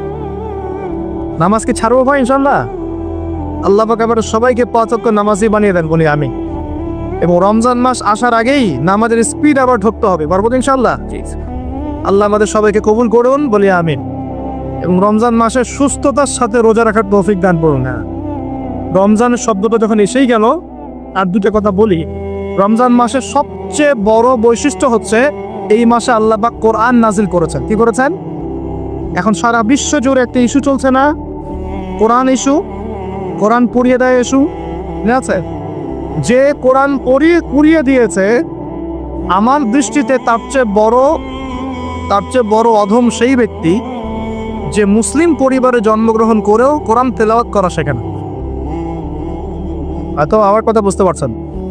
কোরআন একজন পুড়িয়ে দিয়েছে, যদি আমার ক্ষমতা থাকতো ওর গর্দান নামাই দিতাম, কিন্তু তার চেয়েও বড় অপরাধী আমার কাছে আছে, আমাদের চোখে আছে। কে? যে মুসলিম পরিবারে 20, 30, 40 বছর থেকে আছে, মুসলিম সমাজে, মুসলিম পরিবারে নামাজে যায়, ইমামদেরকে চেনে, আলেমদের সাথে সম্পর্ক আছে, এরপরেও সে কোরআন তেলাওয়াত করতে পারে না। এ বড় অপরাধী আমার কাছে। কে বড় অপরাধী? এটা লজ্জার না? একটা মুসলিম পরিবারের থেকে আমি কোরআন তেলাওয়াত করতে জানবো না, লজ্জার না? নাকি আপনারা সেই সব শায়েখ হতে যাচ্ছেন যে কোরআন তেলাওয়াতও করতে জানে না, বাহাসের জন্য ডাকে মানুষকে? দেখেন নাই এরকম আছে না? মনে হয় যেভাবে ইসলাম পালন করা যাবে। ইসলামের জ্ঞান অর্জনের প্রথম ধাপটাই হচ্ছে বিশুদ্ধ করে কোরআন তেলাওয়াত করা। প্রথম ধাপ কি? আগে বিশুদ্ধ করে কোরআন তেলাওয়াত করা শিখতে হবে। এরপরে আসবে কোরআন হিফজের ব্যাপার, আরবি ব্যাকরণ শেখার ব্যাপার, কোরআনের তাফসীর করার ব্যাপার, হাদিসের ইবারত পড়ার যোগ্যতা অর্জন করা, আস্তে আস্তে আকীদা পড়বে, উসুলের বই পড়বে, ফিকহের বই পড়বে, তারপর এই যে আপনার কুতুবে সিত্তা পড়ে শেষ করবে। তারপরে গিয়ে সে মাশাআল্লাহ একজন দাঈ, আলেম, মুফতি এগুলো হচ্ছে, আলহামদুলিল্লাহ। তো শুরুটা কোত্থেকে হচ্ছে? কোরআন বিশুদ্ধ করে তেলাওয়াত করা। এই শুরুটাই যদি আমাদের ঠিক না হয়, তাহলে কি কোরআন ঘরে রেখে খালি চুমু খেলে হবে? কোরআন কি খালি চুমু খাওয়ার জন্যে? কোরআন থেকে তাবিজ লেখার জন্যে? কোরআন বাবা মারা গেলে কোরআন তেলাওয়াত করবে এই জন্যে? 40 দিন কোরআন তেলাওয়াত করবে এই জন্যে? কেউ মারা গেল, ব্যাস আমরা কোরআন দিয়ে একটা মাহফিল করে দিলাম, ব্যাস সব হয়ে গেল? আস্তাগফিরুল্লাহ। আল্লাহ পাক আমাদের সবাইকে যেন কোরআন তেলাওয়াত শেখার তৌফিক দান করেন। একটা চ্যালেঞ্জ গ্রহণ করেন যে আমি নিজে কোরআন তেলাওয়াত করা শিখবো, আরো 10 জনকে শিখাবো। বাড়া যাবে না? এই একজন প্রত্যেকে যদি নিজে শিখি, আর প্রত্যেকে যদি 10 জন করে শিখাতে পারি, শোনেন, প্রত্যেকে যদি নিজে শিখি, এবং নিজ নিজ পরিবার বা নিজের আমার আন্ডারে যাওয়া আছে, মনে করেন আপনি একজন একটা গার্মেন্টসের মালিক, আপনার আন্ডারে অনেক মানুষ চাকরি করে না, নিজে নামাজ পড়লেন, নিজে কোরআন তেলাওয়াত করা শিখলেন, আপনি যদি তাদেরকে নৈশকালীন কোরআন শেখান, সবার নেকি আপনি পাচ্ছেন না? আপনার পরিবার আছে, পরিবারে আপনি নামাজ পড়েন, এখন আপনি কোরআন তেলাওয়াত করতে জানেন, এখন আপনার মা, বোন, স্ত্রী, সন্তানদেরকে আপনি শেখালেন, এই পুরো পরিবারটা কোরআন ওয়ালা হলো না? একটা সমাজের দায়িত্বশীল আমি। হ্যাঁ, চেয়ারম্যান সাহেব মনে করেন বললেন যে আমি নামাজ পড়ি, আমি কোরআন তেলাওয়াত করতে জানি, আমি এলাকার সব মানুষকে কোরআন তেলাওয়াত করা শেখাবো ইনশাল্লাহ। পারা যাবে না? এভাবে যদি সবাই দায়িত্ব নেই, আমার বিশ্বাস 10 বছরের মধ্যে বাংলাদেশের 16 কোটি মানুষের কোরআন শেখানো যাবে। ওই দিন আর স্লোগান তুলতে হবে না, জাল কোরআনের আলো ঘরে ঘরে চাল, অটোমেটিকলি সবার ঘরে কোরআন জ্বলে যাবে। জানবে না? এই কাজটা না করে খালি স্লোগান দিলে কাজ হবে? বলেন তো কাজ হবে? এই যে একটা আয়াতই বললাম, গায়রুল মাগদুবি আলাইহিম ওয়ালাদ-দাল্লিন, এখন তো বুঝলেন আয়াত অর্থ কি? আল্লাহর রাসূল আমাদেরকে বলছেন তোমরা ইহুদিদের পথ অনুসরণ করো না, তোমরা নাসারাদের পথ অনুসরণ করো না, কিন্তু বাস্তবতা হচ্ছে আমার সব ক্ষেত্রেই ওদের আদর্শই চলছে না? আপনার বিয়ে শাদী, বিয়ের আগের অনুষ্ঠান, গায়ে হলুদ, আপনার পরিবার, আপনি যে মিডিয়াগুলো দেখছেন সেই মিডিয়াগুলা, হ্যাঁ, আপনার পলিটিক্যাল সিস্টেম, সুদভিত্তিক অর্থনৈতিক সিস্টেম, তারপরে আপনার কি বলবো, দেহের পোশাক পরিচ্ছেদ, লেবাস, পোশাক, চেহারা, সুরত, সবকিছু ওদের মতো না? আমি তো দেখালাম, এমনকি বাথরুমের কবর্ড পর্যন্ত ওদের মতোই, তাই না? তো এখন এই একটা আয়াত বুঝলেই আপনি বুঝতে পারছেন যে আসলে সব উল্টা চলছে। এখন যদি পুরো কোরআনটা বুঝতে পারি, পুরো কোরআনের 6236টা আয়াতই বুঝতে পারি, তাহলে এই সমস্ত পরিবর্তন হতে সময় লাগবে? এই কারণেই তো কোরআন থেকে দূরে সরানোর জন্য এত পায়তারা চলছে। মানুষ চাচ্ছে, এক শ্রেণীর মানুষ চাচ্ছে বিশ্বের যে মুসলিমরা যেন কোরআন থেকে দূরে সরে যায়। তারা জানে যদি আমরা কোরআন থেকে দূরে সরে যাই, আমাদেরকে শাসন করা সহজ হবে। ওই পশ্চিমারা আমাদেরকে শাসন সহজেই করতে পারে, আর আমরা যদি কোরআনকে আঁকড়ে ধরি, ওদের বাপেরও ক্ষমতা নেই আমাদেরকে শাসন করি, বরং আমরা ওদেরকে শাসন করবো ইনশাআল্লাহ। আমরা করি না, মনে করছে কত বছর? 1200 বছর করেছি। কত বছর? বিশ্বাস করছেন না? ইতিহাস পড়েন, নবী সাল্লাল্লাহু আলাইহি ওয়াসাল্লামের যুগ থেকে শুরু করে এই তো 1914 সাল পর্যন্ত আমরা সারা বিশ্ব সালেম পড়েছিলাম। মনে হচ্ছে গাল গল্প। এখন বিগত 70, 80, 100 বছরে আপনার কাছে মনে হচ্ছে যে শক্তি তো সব ওদের হাতে চলে গেছে, আমাদের হাতে নাই। ইনশাআল্লাহ তাআলা আবার ফিরে আসবে ইনশাআল্লাহ। তবে ওই যে বললাম, এমনি আসবে মান্না সালোয়ার মতো, নাকি আমাদের কিছু দায়িত্ব আছে ভাই? এই যে প্রথম এক ভাই বলেছিল না কি করতে হবে, এখন শোনেন কি করতে হবে। 1 নাম্বার, আমাদের সবাইকে তওবা করে ফিরে আসতে হবে। কি করতে হবে? সূরা নূর পড়ছিলাম আসার সময়, আল্লাহ পাক বলেছেন, তুবু ইলাল্লাহি জামিআন আইয়ুহাল মুমিনুন লাআল্লাকুম তুফলিহুন। তোমরা সবাই একসাথে, হে মুমিনগণ, তোমরা সবাই একসাথে আল্লাহর কাছে তওবা করো যাতে তোমরা সফল হতে পারো। আগে কি করতে হবে? আল্লাহকে বলতে হবে, আল্লাহ আমরা ব্যক্তিগতভাবে, পারিবারিকভাবে, সামাজিকভাবে, রাষ্ট্রীয়ভাবে যত পাপ করেছি আল্লাহ সব মাফ করব। আল্লাহ আমরা তোমাকে ভালোবাসি, তোমার নবীকে ভালোবাসি, তোমার কালামকে ভালোবাসি, আমরা জান্নাতে যেতে চাই, দুনিয়াতেও সফল হতে চাই, আল্লাহ তুমি আমাদেরকে মাফ করো। এবং আগামী পুরো জিন্দেগি আল্লাহ তুমি আমাদেরকে 5 ওয়াক্ত নামাজি বানায় দাও, কোরআনওয়ালা বানায় দাও, সুন্নতওয়ালা বানায় দাও, আপসে মিল মহব্বত বানায় দাও, আমাদেরকে তোমার পক্ষ থেকে বেহিসাব রিজিক দান দিও, এবং এমনভাবে চলার তৌফিক দাও যাতে আমরা আবার বিশ্বের সেই শাসন ফিরে পাই। দোয়া করা যাবে না? 1 নাম্বার কাজ তওবা করে ফিরে আসা। 2 নাম্বার হচ্ছে বেশি বেশি জ্ঞান অর্জন করা। কি করা? জ্ঞান অর্জন ছাড়া কোনো লাভ নাই। একদিন মাহফিল শুনতে আসছেন, যদি মনে করেন যে বাস কাজ হয়ে গেছে, আসলে কিছুই হয়, মন খারাপ করে, আসলে কিছু হয়নি। এখন এখান থেকে আপনাকে ইন্সপিরেশন নিয়ে আগামী দিনে চলতে হবে। জ্ঞান অর্জন করতে হলে কি করবেন? খালি একটা ভিডিও দেখবেন, একটা খালি বিচ্ছিন্ন বই করবেন। এখনকার যুব সমাজের অন্যতম প্রবলেম হচ্ছে, যারা প্র্যাকটিসিং মুসলিম তাদের কথা বলছি, যে এদের পড়াশোনার কোনো কনস্ট্রাকটিভ সিলেবাস নাই, এরা বিক্ষিপ্তভাবে জ্ঞান অর্জন করে। এই আদনান ভাইয়ের লেকচার শুনলাম, এই অমুক স্ট্রাইকারের লেকচার শুনলাম, অমুক দায়ের একটা লেকচার শুনলাম, হ্যাঁ অমুক একটা বই পড়লাম, তমুক একটা বই পড়লাম, বিক্ষিপ্ত জ্ঞান। এই বিক্ষিপ্ত জ্ঞান আপনার মাথাটাকে এলোমেলো করে দিবে। আর অনলাইনে ঢুকলে দেখবেন এ ওর বিরুদ্ধে কথা বলছে, এ ওর বিরুদ্ধে, এ ওর পিছনে লেগে আছে, এ পিছনে লেগে আছে। এখানে ভালো যতটুকু পাবেন, খারাপের চেয়ে বেশি পাবেন। এখানে এভাবে জ্ঞান অর্জন করা যাবে। কিভাবে? যেভাবে আমরা চেষ্টা করছি। হয়তো ওয়াজ মাহফিল এসে আমরা যতটুকু জানি এর 30, 40, 50% কথাও কিন্তু বলতে পারি না। যা জানি তা হয়তো 30-40% আমরা বলতে পারি বিভিন্ন কারণ। কিন্তু জ্ঞান অর্জনের পথটা কি হবে? এখানে মাদ্রাসা আছে, মসজিদ মাদ্রাসা, কওমি ওলামায়ে কেরাম আছেন না? ওলামায়ে কেরামের পাগড়ি ধরে বসে থাকবে। কি করবে? ওলামায়ে কেরামের পাগড়ি ধরে বসে থাকবে। শুরু করাবে তারা, দেখবেন আপনি যান, আপনাকে শুরু করাবে কোরআন তেলাওয়াত থেকে। আগে কোরআন তেলাওয়াত করা শিখবেন। সময় লাগুক 1 বছর, লাগুক, যাক 1 বছর লাগবে, আমি শিখবো, ব্যাস 1 নাম্বার। তারপরে ওটা যখন ভালো পারবেন, দেখবেন ওলামায়ে কেরাম আপনাকে বলবে যে এই সূরাগুলো মুখস্থ করো। আপনি নামাজের জন্য যে সূরাগুলো লাগে মুখস্থ করতে হবে না? নামাজের ফরজ, ওয়াজিব, এই সুন্নত মুস্তাহাব জানতে হবে না? এই মাসলাগুলো জানবেন, সূরা কালাম মুখস্থ করবেন, দোয়া কালাম মুখস্থ করবেন। তারপরে আপনি যদি আরও বেশি চান, আপনি হিফজ করবেন। কোরআন কি করবেন? হিফজ মানে মুখস্থ করবেন। আমার তো মনে হয় আমরা যদি 1 বছর চেষ্টা করি, আমরা সবাই কমপক্ষে 1 পারা হলেও মুখস্থ করতে পারবো না? ইনশাআল্লাহ, কোনো সমস্যা নেই। এরপরে আপনি যদি আরও বেশি চান, তখন আরবি ভাষা এবং সাহিত্যের কিছু ব্যাকরণিক ক্লাসিক্যাল বই আছে। এই বইগুলো ধরে ধরে পড়তে হবে আলেমদের কাছে। খুব বেশি সময় লাগবে না। আপনি মনে করছেন যে অনেক সময় লাগবে, এত সময় লাগবে না।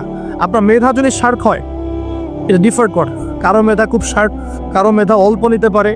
ইনশাআল্লাহ 2-3 বছর সময় দেন, ইনশাআল্লাহ দেখবেন আপনি অ্যারাবিক ক্লাসিক্যাল বইগুলো পড়ার যোগ্যতা অর্জন করেছেন। এরপর কি লাগবে? এরপর আসবেন আপনি হাদিসের বইগুলো পড়বেন।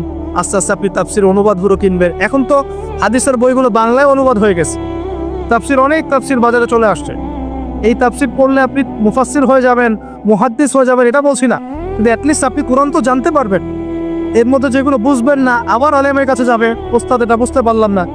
আমরা তো প্রতিদিনই কথা বলি যে উস্তাদ এটা বুঝতে পারলাম, হুজুর এটা বুঝতে পারলাম। প্রত্যেক দিনই বড় বুঝবো কতটুকু? এই জ্ঞান কত গভীর, এই গভীর সমুদ্রের সব জ্ঞানকে অর্জন করা আমার পক্ষে সম্ভব? আমরা তো মনে করি 10%, 5% জ্ঞান আমরা অর্জন করতে পারি না। কিন্তু কন্টিনিউয়াসলি চেষ্টা থাকলে আল্লাহর পক্ষ থেকে জ্ঞান আসবে ইনশাআল্লাহ। জ্ঞান কার পক্ষ থেকে আসে? এই ডিগ্রির সার্টিফিকেট মানেই জ্ঞান নয়। ডিগ্রি সার্টিফিকেট অর্জন করেছি মানেই যে বড় একজন ইসলাম বেত্তা হয়ে গেছে, এমন নয় বিষয়। জ্ঞান কার পক্ষ থেকে আসে? আর অনেক বড় বড় ডিগ্রি অর্জন করেও যদি মনের মধ্যে রিয়া, অহংকার এগুলো থাকে, তাহলে ওই জ্ঞানেও কোনো লাভ নেই। লাভ আছে? ইবলিসের কি জ্ঞানের কোনো লাভ আছে? ও কিন্তু বড় আবেদ ছিল, অহংকারের কারণে পথভ্রষ্ট হয়ে গেছে। আল্লাহ মাফ করুন। তো এভাবে প্রচেষ্টা চালান, আল্লাহর কাছে বেশি বেশি দোয়া করেন। প্রত্যেক দিন বলবেন রব্বি জিদনি ইলমা। কি বলবেন? রব্বি জিদনি ইলমা। বলবেন রব্বি ইশরাহ লি সাদরি ওয়া ইয়াসসির লি আমরি ওয়াহলুল উকদাতাম মিন লিসানি ইয়াফকাহু কওলি আল্লাহুম্মা ফাক্কিহনি ফিদ-দীন ওয়া আল্লিমনি আত-তা'উইল। এগুলো দোয়া করবেন। এই দোয়াগুলো করতে থাকলে দেখবেন ইনশাআল্লাহ জ্ঞান পাবেন, আল্লাহর পক্ষ থেকে জ্ঞান পাবেন। তো তওবা করার পর প্রথম কাজ কি ভাই? বলেন, জ্ঞান অর্জন করা। ইকরা বিসমি রাব্বিকাল্লাযী খালাক। আর এই জ্ঞান নিয়ে তো অনেক কথা হচ্ছে না? এনে জ্ঞান অর্জন করবেন কোন জ্ঞান? যে জ্ঞান আপনাকে আল্লাহ এবং তার রাসূলের দিকে নিয়ে যাবে, সেই জ্ঞান অর্জন করবেন। যে জ্ঞান আপনাকে আল্লাহ এবং তার রাসূল থেকে দূরে সরাই দিবে, সেই জ্ঞান অর্জন করতে যাবেন। ব্যাস, কথা শেষ। এখন আপনি নিজে বুঝতে পারবেন কোন জ্ঞান আপনাকে আল্লাহর দিকে নিচ্ছে আর কোন জ্ঞান আপনাকে আল্লাহ থেকে দূরে সরাচ্ছে। শুধুমাত্র ইসলামিক জ্ঞানই কি অর্জন করব, না বৈষয়িক জ্ঞানও দরকার আছে? উত্তর, অবশ্যই বৈষয়িক জ্ঞানও দরকার আছে। এটাই উত্তর। এই বৈষয়িক জেনারেল জ্ঞানগুলো অর্জন না করলে কোরআন সুন্নাহকে হাতে নিয়ে বিশ্বকে চ্যালেঞ্জ করা যাবে। বুঝতে পারছেন না কথা? কোরআন সুন্নাহর জ্ঞান থাকবে ভিতরে, আবার আপনার মধ্যে সমকালীন জ্ঞানগুলো থাকবে। এরপরে দেখবেন ইনশাআল্লাহ আপনি ডিনামাইট। ইনশাআল্লাহ আপনি পলিটিক্স বুঝবেন, আপনি সোশ্যাল অ্যাফেয়ার্স বুঝবেন, আপনি পলিটিক্যাল অ্যাফেয়ার্স বুঝবেন, ওয়ার্ল্ড অ্যাফেয়ার্স বুঝবেন, ইকোনমিক সেকশন বুঝবেন, সবই বুঝবেন ইনশাআল্লাহ। তাহলে আপনি তখন জনশক্তি হবেন। কি হবে? জনশক্তি। এর সাথে দরকার কারিগরি শিক্ষা। কি শিক্ষা? এই শিক্ষাটাও খুব দরকার। কারণ চাইনিজরা দেখেন না, কারিগরি শিক্ষার এবং কৃষি শিক্ষায় দক্ষ হওয়ার ফলে তারা কৃষি জমি বাড়াতে পেরেছে, প্রবৃদ্ধির হার বাড়াতে পেরেছে, এবং কারিগরি শিক্ষা, প্র্যাকটিক্যাল শিক্ষিত হয়ে ওরা সারা বিশ্বের ডিভাইস যন্ত্রগুলো তৈরি করেছে এবং সারা বিশ্বের মার্কেট দখল করে বসে আছে। আপনার হাতে যে ফোনটা, ওটাও দেখবেন তারই তৈরি। তাহলে এই শিক্ষাটা বেশি ইম্পর্টেন্ট, প্র্যাকটিক্যাল শিক্ষা। তো প্রথম কথা ভাই, তওবা করে ফিরে আসতে হবে। দ্বিতীয় কথা হচ্ছে অবশ্যই সবাইকে কি করতে হবে ভাই? জ্ঞান অর্জন করতে হবে। জ্ঞান অর্জনের একটা সিলেবাস আছে, এটা বললাম। কোরআন শেখেন, আরবি শেখেন, হাদিস পড়া শেখেন, ওলামায়ে কেরামের সোহবতে থাকেন, ইনশাআল্লাহ তাআলা আল্লাহ আপনাকে জ্ঞান দিবেন ইনশাআল্লাহ। আর জ্ঞান আসা মাত্রই যে আমি সবকিছু বুঝে ফেলবো তা নয়। জ্ঞান অর্জন একটা ক্রমবর্ধমান সিলসিলা, দোলনা থেকে কবর পর্যন্ত শেখার কোনো শেষ আছে? আল্লাহ পাক আমাদের সবাইকে জ্ঞান অর্জন করার তৌফিক দান করুন। এরপর কি, ওই যে আল্লাহ পাক ইবাদত করতে পাঠিয়েছেন দুনিয়ায়, তাই যতটুকু জানবো ততটুকু আমল করবো ইনশাআল্লাহ। করা যাবে ইনশাআল্লাহ? যা জানি আমল করবো ইনশাআল্লাহ। জেনেছি আজকে আমি যে সুবহানাল্লাহ পড়লে 100 বার সুবহানাল্লাহ পড়লে 1000 নেকি হয়, বাস আমল করা হবে। জেনেছি আজকে কোরআনের একটা হরফ করলে 10 নেকি হয়, কোরআন তেলাওয়াত করবো ইনশাআল্লাহ। এখনই জেনেছি সূরা কাহাফের প্রথম 10 আয়াত মুখস্থ করলে আল্লাহ দাজ্জাল থেকে বাঁচাবেন, মুখস্থ করবেন। একটু আগে জানলাম ঘুমানোর আদব কি, আজকে আমল করবো ইনশাআল্লাহ। একটু আগে জানলাম ইস্তেঞ্জা করার আদব কি, আজকে আমল করবো ইনশাআল্লাহ। যা জানবো আমল করবো ইনশাআল্লাহ, করা যাবে ইনশাআল্লাহ। এবং নিজে আমল করব, সবার আগে নিজের পরিবারে প্রতিষ্ঠা করব। আগে সমাজে দৌড় দিব না, আগে কোথায় দেব? আগে পরিবারে। আমার পরিবারে যদি বেনামাজি থাকে আমার সন্তান সন্ততি, আর আমি নামাজের ওয়াজ করে বেড়াই, মানুষ শুনবে? আমার পরিবারে আল্লাহ না করুক যদি নিজের বউ বেপর্দায় চলে, হ্যাঁ, আর আমি যদি আসে আপনাকে পর্দার ওয়াজ করে, আপনি শুনবেন? করে দিলেও শুনবেন। এই কারণে আগে নিজের পরিবারের মধ্যে কায়েমের চেষ্টা করতে হবে। এখানে একটা কথা বলে রাখি, অনেক চেষ্টা করার পরেও কখনো কখনো পরিবারের লোকজন নাও শুনতে পারে, বুঝতে পারলেন? অনেক চেষ্টা করেছেন তারপরেও পরিবারের লোক শুনছে না, এমন হতে পারে না? নূহ আলাইহিস সালামের ক্ষেত্রে হয় নাই, লূত আলাইহিস সালামের ক্ষেত্রে হয়নি, হয়েছে। তাই বলে হতাশ হবেন না, তখন ওদের হিসাব ওরা দিবে, আপনার হিসাব আপনি দিবেন। আপনি আপনার বড় চেষ্টা করেছেন, আল্লাহ পাক তৌফিক না করুন। পরিবারে প্রতিষ্ঠা করব আমল, এরপরে আমি সমাজে দাওয়াতি কাজ করব। দুটো কাজ করব, এক আমর বিল মারুফের কাজ করব, সবাইকে সৎ কাজে আদেশ করব, সৎ কাজে আদেশ করব। আর দুই তানহাউনা আনিল মুনকার ওয়া নাহি আনিল মুনকার, এই কাজ করব, মানুষকে আমি অন্যায় থেকে নিষেধ করব ইনশাআল্লাহ। কেন? কারণ আল্লাহ পাক সূরাতুল আলী ইমরানের 110 নম্বর আয়াতে বলেছেন, কুনতুম খায়রা উম্মাহ, তোমরা হচ্ছে শ্রেষ্ঠ জাতি। তোমরা মানে আমরা, উম্মতে মুহাম্মদ। তোমাদের কাজ তিনটা। কুনতুম খায়রা উম্মাহ উখরিজাত লিন-নাস, তোমাদেরকে মানব জাতির কল্যাণের জন্য বের করা হয়েছে। তা'মুরুনা বিল মা'রুফ, তোমরা সবাই মানুষকে সৎ কাজে আদেশ করবে। ওয়া তানহাউনা আনিল মুনকার, সবাই তোমরা অসৎ কাজে নিষেধ করবে। ওয়া তু'মিনুনা বিল্লাহ, আল্লাহর প্রতি ঈমান রাখবে। এই তিনটা আমাদের কাজ। আল্লাহ পাক আমাদের সবাইকে এই আমর বিল মারুফ নাহি আনিল মুনকার এই আমল করার তৌফিক দান করুন। এগুলো শেখার জন্য তাবলীগ জামাত একটা ভালো প্ল্যাটফর্ম। ওখানে যাবেন, সময় লাগাবেন, আপনাকে সুন্নত শেখাবে, নামাজের ট্রেনিং দেওয়া হবে, নামাজ পড়া শেখাবে, আপনাকে দাওয়াত দেওয়া শেখাবে। সীমাবদ্ধতা সবার মধ্যেই আছে, তারপরেও আমাদেরকে এই ধাপগুলো অতিক্রম করেই সামনের দিকে যেতে হবে। আল্লাহ পাক তৌফিক দান। আর এটা খুবই দুঃখজনক যে এখন আমাদের এই ভাইদের মধ্যেও অনেক সময় কিছু ফিকশন দেখা যাচ্ছে। আমরা দোয়া করে আল্লাহ পাক তাদের মধ্যে এই যে বিভক্তি, আল্লাহ পাক এই বিভক্তিটাকে দূর করে দিন, আমি ঐক্যবদ্ধ আর তৌফিক দান করুন বলে আন। খুবই আফসোসের বিষয় এগুলো। আল্লাহ পাক আমাদেরকে হেফাজত করুন, বোঝার তৌফিক দান করুন।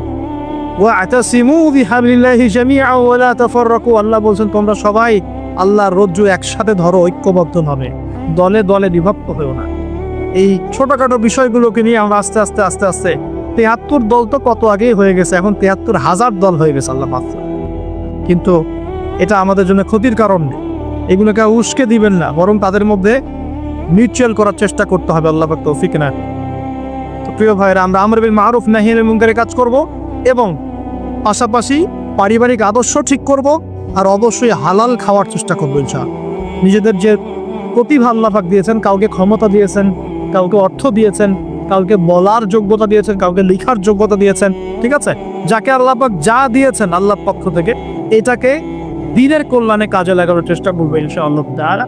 দেখবেন ইনশাআল্লাহ আবার সেই সোনালী দিন ফিরে আসবে ইনশাআল্লাহ, যেদিন আমরা নিজেরাও আমল করব, পরিবারও সুন্দর হবে, সমাজও সুন্দর হবে, ইসলাম এই জমিনেও বিজয় হবে ইনশাআল্লাহ, আর আখিরাতে তো জান্নাতে যাবো ইনশাআল্লাহ। আল্লাহ পাক আমাদের সবাইকে এই দুনিয়াতে আসার উদ্দেশ্যটা মনে রাখার তৌফিক দান করুন। আল্লাহ বলেছেন দুনিয়ায় পাঠিয়েছি আল্লাহর ইবাদত করার জন্য, অন্য কোনো কারণে নয়। দুইটা কাজ করলে ইবাদত হবে, এক প্রতিটা কাজ আল্লাহ সন্তুষ্টির জন্য করব, দুই নবীর সুন্নাহ মতো করব। এর ফলে কি হবে? এর ফলে আমরা সেই গন্তব্য অর্জন করব যেটা সূরা আলে ইমরানের 185 নম্বর আয়াতে বলা আছে। কত নম্বর আয়াত? 185। এটাই শেষ আয়াত। আল্লাহ রাব্বুল আলামিন বলছেন কুল্লু নাফসিন যায়িকাতুল মাউত, এই কারাগারের দুনিয়ার জীবন সংক্ষিপ্ত, এখানে সমস্ত সত্তা মৃত্যুর স্বাদ গ্রহণ করবে, ঠিক আছে? এবং কিয়ামতের মাঠে তোমাদের সবাইকে জাত জাত প্রতিদান দেওয়া হবে। এবার তোমাদের গন্তব্য শোনো। ফামান যুকজিহা আনিন নার, ওই দিন যাকে জাহান্নামের আগুন থেকে বাঁচানো হবে, উদখিলাল জান্নাহ, এবং জান্নাতে ঢুকিয়ে দেওয়া হবে, ফাকাদ ফাজ, ওই ব্যক্তি হচ্ছে সফল।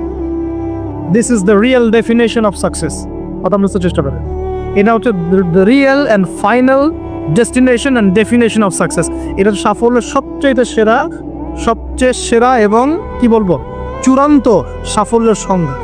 এটা হলো সবচেয়ে সেরা এবং চূড়ান্ত সাফল্যের সংজ্ঞা। দুনিয়ার সাফল্যের সংজ্ঞা ঠিক না। এই বাড়ি গাড়ি টাকা করে স্ট্যাটাস ক্ষমতা, এগুলো সাফল্যের সংজ্ঞা আমরা বানিয়েছি। এগুলো সাফল্যের চূড়ান্ত সংজ্ঞা নয়। চূড়ান্ত সংজ্ঞা এই আয়াতে আছে, ফামান যুকজিহা আনিন নার, যাকে জাহান্নামের আগুন থেকে বাঁচিয়ে দেওয়া হবে, ওয়া উদখিলাল জান্নাহ, যাকে জান্নাতে ঢুকিয়ে দেওয়া হবে, ফাকাদ ফাজ, এই সফল হলো মা। কদ আফলাহাল মুমিনুন, এই যে মুমিনরা সফল হয়েছে। কথা বুঝতে পারছেন?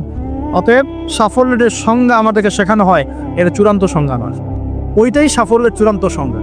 পৃথিবীতে আমার অনেক ক্ষমতা আছে, জান্নাত না লাভ করতে পারলে কোনো লাভ নেই। দুনিয়াতে আমি অনেক বড় আলখাল্লা পরে আলেম টাইটেল নিয়ে বসে আছি, জান্নাতে ঢুকতে না পারলে আমি সফল।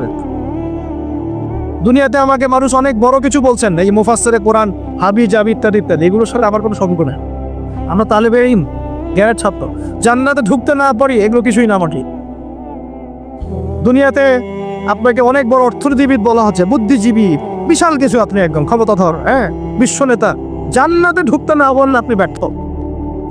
জান্নাতে ঢুকতে না পারলে আপনি খবর আছে, পুলসিরাত পার না হতে পারলেই সমস্যা আছে, শেষ, সব শেষ। ফেরাউনের কথা মনে করেন, কত বড় প্রতাপশালী, এক হুকুমে সারা বিশ্ব জয় করে ফেলে, শেষ, ও যাইতে পারবে না জান্নাতেও, শেষ।